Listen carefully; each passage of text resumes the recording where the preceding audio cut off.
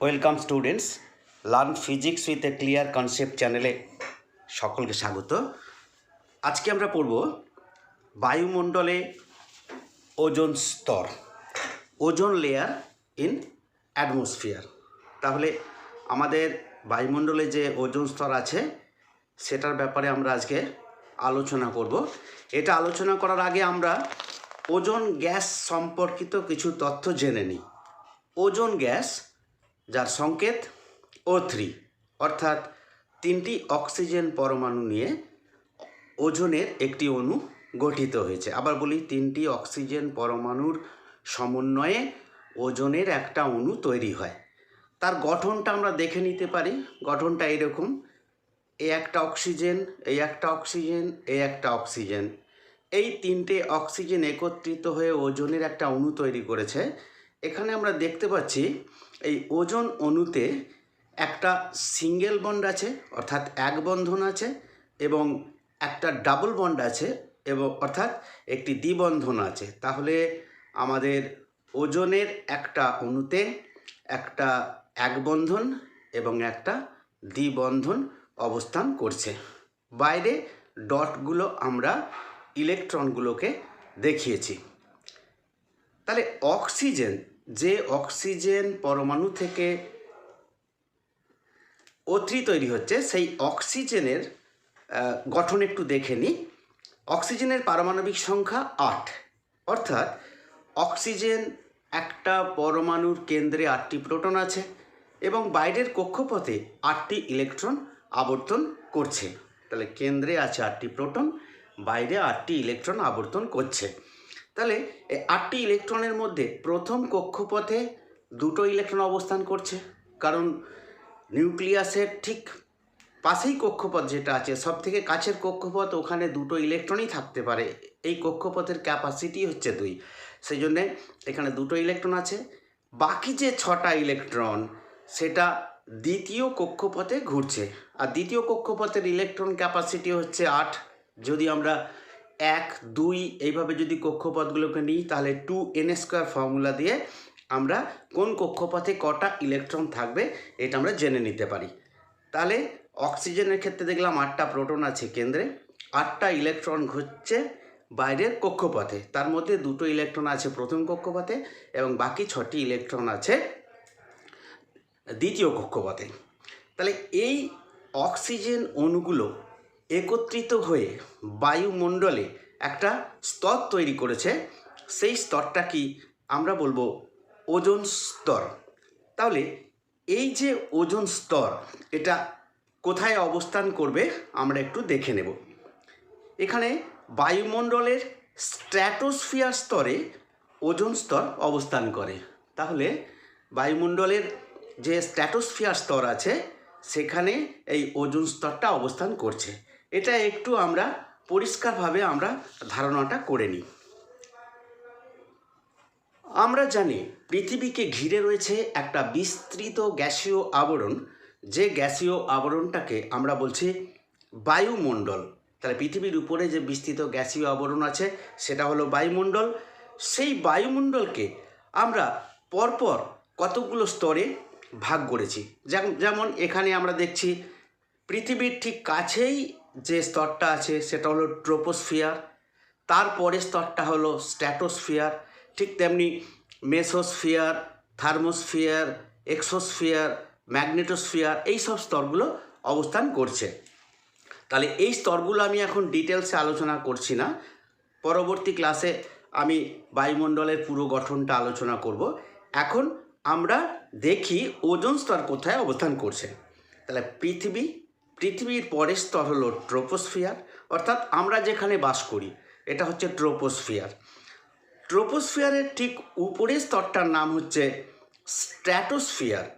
এই যে স্ট্র্যাটোস্ফিয়ার স্তর, এই স্ট্র্যাটোস্ফিয়ার স্তরের যে নিচের দিকটা, নিম্নাংশ, সেখানেই আমাদের এই ওজোন স্তরটা অবস্থান করছে। অর্থাৎ ট্রোপোস্ফিয়ার স্তরের ঠিক উপরে এবং স্ট্র্যাটোস্ফিয়ার স্তরের নিম্নাংশে ওজোন স্তর অবস্থান করছে। আমাদের বায়ুমণ্ডলে যতটা ওজোন গ্যাস আছে তার প্রায় 90%, 90% ওজোন গ্যাস এই ওজোন স্তরে অবস্থান করছে। এই ওজোন স্তরের যে ঘনত্ব, এটাও আমরা মাপতে পারি। ওজোন স্তরের ঘনত্বকে বা গাঢ়ত্বকে মাপি আমরা ডবসন একক দিয়ে। তাহলে একটু জেনে নিই ডবসন এককটা কী। এসটিপিতে 0.01 মিলিমিটার, এসটিপিতে 0.01 মিলিমিটার পুরু যদি একটা বিশুদ্ধ ওজনের স্তর আমি সৃষ্টি করি, তাহলে তাতে যতগুলো অণু অবস্থান করবে সেই অণুর সংখ্যাকে আমরা বলবো 1 ডবসন ইউনিট। আবার বলি, এসটিপিতে 0.01 মিলিমিটার পুরু, এসটিপিতে 0.01 মিলিমিটার পুরু ওজনের বিশুদ্ধ ওজন দিয়ে একটা স্তর তৈরি করতে যে পরিমাণ ওজন অণু লাগবে, সেই অণুর সংখ্যাকেই আমরা বলবো 1 ডবসন ইউনিট। এই যে ওজোন স্তরটা আমাদের পৃথিবীর উপরে অবস্থান করছে, এটা আমাদেরকে অনেক রকমভাবে রক্ষা করছে। নির্গত যে সমস্ত আল্ট্রাভায়োলেট রশ্মি বা অন্যান্য যে সমস্ত তেজস্ক্রিয় রশ্মি আমাদের পৃথিবীতে আসতে চাইছে, এই ওজোন স্তর তাদেরকে বাধা দিচ্ছে। তাহলে এই ওজোন স্তর ভেদ করে সেই সমস্ত আল্ট্রাভায়োলেট রে, অতিবেগুনি রশ্মি এবং অন্য সমস্ত তেজস্ক্রিয় রশ্মিগুলো আমাদের পৃথিবীতে সরাসরি এসে পৌঁছতে পারছে না। তাহলে আমরা এই সমস্ত রশ্মির হাত থেকে আমরা রেহাই পাচ্ছি, আমরা রক্ষা পাচ্ছি। এরপরে আমরা দেখি এই ওজোন স্তর, এই যে O3, এটা কিভাবে উৎপন্ন হচ্ছে। প্রথমে বলি, আমরা যে অক্সিজেন গ্যাসের কথা জানি সেটা হচ্ছে O2, মিন্স এখানে দুটো পরমাণু দিয়ে একটা অক্সিজেনের অণু তৈরি হয়েছে। তাহলে এই অক্সিজেন গ্যাস আমাদের স্ট্র্যাটোস্ফিয়ার, অর্থাৎ যেখানে আমাদের ওজোন স্তর অবস্থান করছে সেখানে অক্সিজেন গ্যাস আছে। সেই অক্সিজেন গ্যাস অতিবেগুনি রশ্মির প্রভাবে বিয়োজিত হয়ে কি হয়ে যাচ্ছে, দুটো অক্সিজেন পরমাণু তৈরি হয়ে যাচ্ছে। তাহলে এখানে দুটো অক্সিজেন পরমাণু একত্রিত হয়ে একটা অক্সিজেনের অণু ছিল, এখন অতিবেগুনি রশ্মির প্রভাবে সেটা বিয়োজিত হয়ে দুটো অক্সিজেন পরমাণু তৈরি হচ্ছে। এখন এই অক্সিজেন পরমাণুটা আবার অক্সিজেন একটা অণুর সাথে বিক্রিয়া করে তৈরি হচ্ছে ওজোন গ্যাস। তাহলে কী ঘটনা ঘটলো, প্রথমে অতিবেগুনি রশ্মি অক্সিজেন অণুকে দুটো অক্সিজেন পরমাণুতে ভেঙে দিল, আবার এই অক্সিজেন পরমাণুটা আর একটা অক্সিজেন অণুর সঙ্গে যুক্ত হয়ে ওজোন গ্যাস তৈরি করলো। তাহলে এই প্রসেসটা যেমন চলছে, আবার উল্টো দিক থেকেও এই প্রসেসটা চলছে। দেখা যাক, এই যে ওজোন গ্যাসটা তৈরি হলো, এই ওজোন গ্যাসটা আবার এই অতিবেগুনি রশ্মির প্রভাবে এটা O2 প্লাস O, আমরা এখানে দেখেছিলাম O2 plus O is equal to O3 হয়েছিল। আবার এই O3টাই আল্ট্রাভায়োলেট রে অতিবেগুনি রশ্মির প্রভাবে এটা O2 প্লাস ওতে ভেঙে যাচ্ছে। তাহলে এই যে উৎপন্ন অক্সিজেন একটা পরমাণু, এই অক্সিজেন পরমাণুটা আবার ওজোন গ্যাসের সঙ্গে বিক্রিয়া করে ওজোন গ্যাসকে দুটো অক্সিজেন অণুতে বিয়োজিত করছে, ভেঙে দিচ্ছে। তাহলে একদিকে যেমন অতিবেগুনি রশ্মির প্রভাবে ওজোন গ্যাস তৈরি হচ্ছে, আবার উল্টো দিক থেকে ওই অতিবেগুনি রশ্মির প্রভাবে ওজোন অণুটা অক্সিজেনে ভেঙে যাচ্ছে। তাহলে দুটো প্রসেস চলছে, ওজোন অণু তৈরি হচ্ছে, আবার ওজোন অণু বিয়োজিত হচ্ছে, দুটোই হচ্ছে, তৈরি হচ্ছে এবং বিয়োজিত হচ্ছে। এইভাবে একটা গতিশীল সাম্যাবস্থা, একটা ডায়নামিক ইকুইলিব্রিয়াম পজিশন সৃষ্টি হচ্ছে। অর্থাৎ আমরা ওজোন অণু তৈরি করছি, অতিবেগুনি রশ্মির প্রভাবে ওজোন অণু তৈরি হচ্ছে এবং আবার সেই ওজোন অণুটা বিয়োজিত হচ্ছে। তাহলে এই দুটো সিস্টেম একসাথে চলে একটা গতিশীল সাম্যাবস্থা সৃষ্টি করছে, যার ফলেই আমাদের বায়ুমণ্ডলে ওজোন গ্যাসের পরিমাণটা স্থির থাকছে। এরপরে আসি, এই যে ওজোন স্তর, এই ওজোন স্তরের ক্ষয় হচ্ছে। তাহলে ওজোন স্তরের ক্ষয় হলে আমাদের কি হচ্ছে, ওজোন ছিদ্র বা ওজোন গহ্বর তৈরি হচ্ছে। তাহলে আগে বোঝার চেষ্টা করতে হবে ওজোন স্তরের ক্ষয়ের ক্ষেত্রে যে ওজোন ছিদ্র বা ওজোন গহ্বর তৈরি হচ্ছে এটা কি। তাহলে এই যে একটা ওজোন গ্যাসের একটা পুরো লেয়ার, যাকে আমরা ওজোন স্তর বলছি, সেই লেয়ারে যে ওজোন অণুগুলো আছে সেই অণুগুলো অক্সিজেনে বিয়োজিত হচ্ছে, বিভিন্ন কারণে অক্সিজেনে ভেঙে যাচ্ছে। ফলে সেখানকার যে ওজোন লেয়ারের যে উচ্চতা, ওজোন লেয়ারের যে স্তরের যে উচ্চতাটা, সেই উচ্চতাটা ধীরে ধীরে কমতে থাকছে এবং ধীরে ধীরে সেই জায়গাটা পাতলা হতে শুরু করছে। ফলে সেই পাতলা জায়গাগুলো আমরা বলছি এটা হচ্ছে ওজোন ছিদ্র বা ওজোন গহ্বর। তাহলে ওজোন গহ্বর বা ওজোন ছিদ্র দিয়ে তখন অতিবেগুনি রশ্মি সহজেই আমাদের পৃথিবীতে ঢুকে পড়ছে। তাহলে এটা হচ্ছে ওজোন ছিদ্র। দেখা যাক ওজোন ছিদ্রটা কিভাবে তৈরি হচ্ছে। ওজোন ছিদ্র বা ওজোন গহ্বর তৈরি হবার সর্বপ্রধান কারণ হলো ক্লোরোফ্লুরোকার্বন, যাকে আমরা CFC দিয়ে প্রকাশ করি, ক্লোরোফ্লুরোকার্বন। এর সংকেত এটা হয় CFCl3, অর্থাৎ একটা কার্বন পরমাণু আছে, একটা ফ্লুরিন আছে আর 3টে ক্লোরিন, CFCl3, এটাই হলো ক্লোরোফ্লুরোকার্বন। তাহলে এই ক্লোরোফ্লুরোকার্বনটা কোত্থেকে আসছে দেখি। এই ক্লোরোফ্লুরোকার্বন এই পদার্থটাকে আমরা বিভিন্ন জায়গাতে ব্যবহার করি, যেমন আমাদের বাড়িতে যে রেফ্রিজারেটর মেশিন আছে তাতে ব্যবহার করি, বাড়িতে অফিসে যে সমস্ত বাতানুকূল যন্ত্রগুলো চলছে সেই বাতানুকূল যন্ত্রতে আমরা CFCl3 ব্যবহার করছি। তারপর বিভিন্ন প্রকার ফোম উৎপাদনে, বিভিন্ন স্প্রে তৈরি করতে এই প্রচুর পরিমাণে CFCl3 আমরা ব্যবহার করছি। এখন যেখানে ব্যবহার করছি সেই ব্যবহারিক ক্ষেত্র থেকে এই CFCl3 গিয়ে CFCl3 এই গ্যাস গিয়ে পৌঁছাচ্ছে আমাদের স্ট্র্যাটোস্ফিয়ার স্তরে, অর্থাৎ যেখানে ওজোন গ্যাস অবস্থান করছে। দেখা যাক ওখানে গিয়ে এই CFCl3 ওজোন গ্যাসের কি ক্ষতি করছে।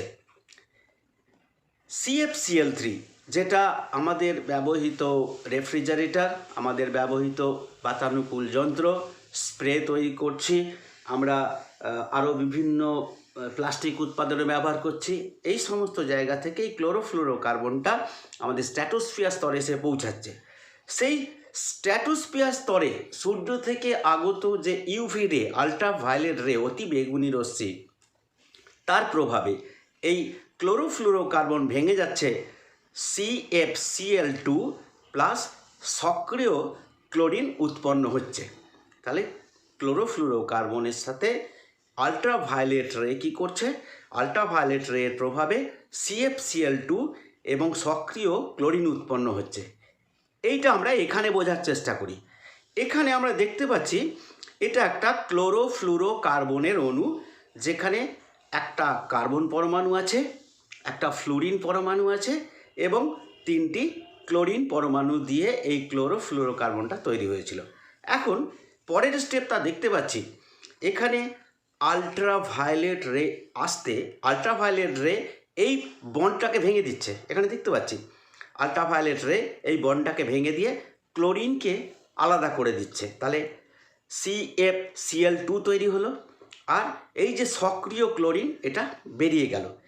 এই সক্রিয় ক্লোরিন যেটা উৎপন্ন হলো, এটাই আমাদের ওজোন গ্যাসকে ধ্বংস করার জন্যে এরই অবদান সবথেকে বেশি। দেখি এই যে সক্রিয় ক্লোরিন, আমরা মাথায় একটা স্টার চিহ্ন দিয়েছি, স্টার চিহ্নটা আর কিছুই নয়, এটাকে আমাদের বুঝতে হবে সক্রিয় ক্লোরিন। এই সক্রিয় ক্লোরিন ওজোন গ্যাসকে ClO এবং অক্সিজেনে পরিণত করছে। অর্থাৎ সোজা কথায় কি পেলাম, অক্সিজেন গ্যাসকে, ওজোন গ্যাসের একটা অণুকে অক্সিজেনের অণুতে বিয়োজিত করছে। তাহলে এই ওজোনটার ওজন থাকছে না, ওজোন থেকে তৈরি হয়ে যাচ্ছে অক্সিজেন। এরপরে পরের স্টেপেও দেখতে পাচ্ছি এই যে ClO তৈরি হলো, এই ClO আবার ওজোন গ্যাসকে আক্রমণ করছে, ClO ওজোন গ্যাসকে আবার অক্সিজেনে বিয়োজিত করছে, আবার এই ক্ষেত্রেও আবার একটা সক্রিয় ক্লোরিন তৈরি হচ্ছে।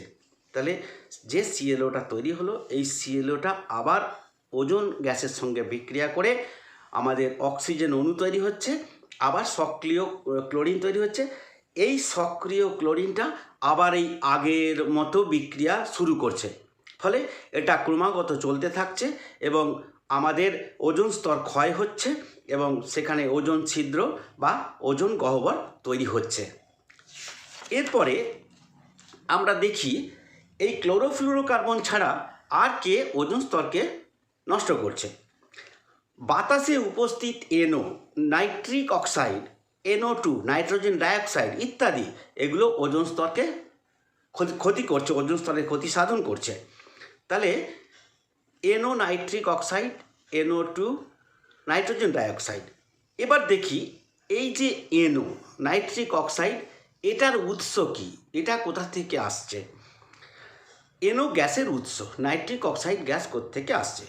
তাহলে যখন আমাদের এই স্ট্র্যাটোস্ফিয়ার স্তর দিয়ে যখন দ্রুতগামী বিমান চলাচল করছে তখন সেই বিমান থেকে প্রচুর পরিমাণে নাইট্রিক অক্সাইড গ্যাস নির্গত হচ্ছে, যেটা বায়ুমণ্ডলে মিশে যাচ্ছে এবং ওজোন স্তরের ক্ষতি করছে। আবার বলি, দ্রুতগামী বিমান যারা স্ট্র্যাটোস্ফিয়ার স্তর দিয়ে চলাচল করছে তারা চলাচল করার সময় প্রচুর পরিমাণে নাইট্রিক অক্সাইড গ্যাস ওই বায়ুমণ্ডলে নির্গত করছে।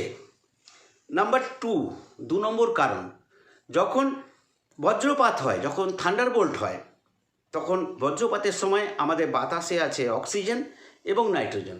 বাতাসে অক্সিজেন এবং নাইট্রোজেন যে আছে, বজ্রপাতের সময় বিদ্যুৎ স্ফুলিঙ্গের সাহায্যে এই অক্সিজেন এবং নাইট্রোজেন যুক্ত হয়ে এখানেও NO নাইট্রিক অক্সাইড গ্যাস তৈরি করছে। তাহলে এই নাইট্রিক অক্সাইড গ্যাস তৈরি হওয়ার দুটো কারণ আমরা এখানে দেখালাম। এক, দ্রুতগামী বিমান NO গ্যাস বাতাসে ছেড়ে দিচ্ছে। 2 নম্বর, বজ্রপাতের সময় অক্সিজেন এবং নাইট্রোজেন গ্যাস পরস্পর যুক্ত হয়ে নাইট্রিক অক্সাইড উৎপন্ন করছে। তাহলে এই যে নাইট্রিক অক্সাইড NO, এটা ক্ষতি করছে অক্সিজেন ওজোন গ্যাসের, এটা ক্ষতি করছে ওজোন গ্যাসের। এখানে আমরা দেখতে পাচ্ছি NO+O3 অর্থাৎ নাইট্রিক অক্সাইড ওজোন গ্যাসের সাথে বিক্রিয়া করে নাইট্রোজেন ডাইঅক্সাইড তৈরি হচ্ছে আর অক্সিজেন তৈরি হচ্ছে। এখানেও দেখতে পাচ্ছি ওজোন গ্যাস অক্সিজেনে বিয়োজিত হচ্ছে আর তার সাথে তৈরি হচ্ছে নাইট্রোজেন ডাইঅক্সাইড গ্যাস। তাহলে এই যে নাইট্রোজেন ডাইঅক্সাইড গ্যাস, এটার উৎস আমি বলবো যখন এই নাইট্রিক অক্সাইড ওজোন গ্যাসের সঙ্গে বিক্রিয়া করে তখন নাইট্রোজেন ডাইঅক্সাইড গ্যাস উৎপন্ন হয় বায়ুমণ্ডলে। তাহলে এই নাইট্রোজেন ডাইঅক্সাইড দেখি এ কী করছে। এই নাইট্রোজেন ডাইঅক্সাইড অক্সিজেন পরমাণুর সঙ্গে বিক্রিয়া করে, এই নাইট্রোজেন ডাইঅক্সাইড অক্সিজেন পরমাণুর সঙ্গে বিক্রিয়া করে আবার নাইট্রিক অক্সাইড তৈরি করছে অক্সিজেন। তাহলে এক তো নাইট্রিক অক্সাইড প্রথমে ওজোনকে অক্সিজেনে পরিণত করছিল, আবার সেই নাইট্রিক অক্সাইড গ্যাসই উৎপন্ন হয়েছে যেটা আবার সেই একই বিক্রিয়া করছে। ফলে এরাও এই বাতাসে উপস্থিত নাইট্রিক অক্সাইড এবং নাইট্রোজেন ডাইঅক্সাইড এটা ওজোন স্তরের ভীষণ পরিমাণে ক্ষতি করছে। এবার এইভাবে যে ওজোন স্তর ক্ষতিগ্রস্ত হতে হতে ওজোন স্তরের যে লেয়ার সেটা ধীরে ধীরে পাতলা হয়ে যাচ্ছে এবং সেখানে ওজোন ছিদ্র বা ওজোন গহ্বর তৈরি হচ্ছে।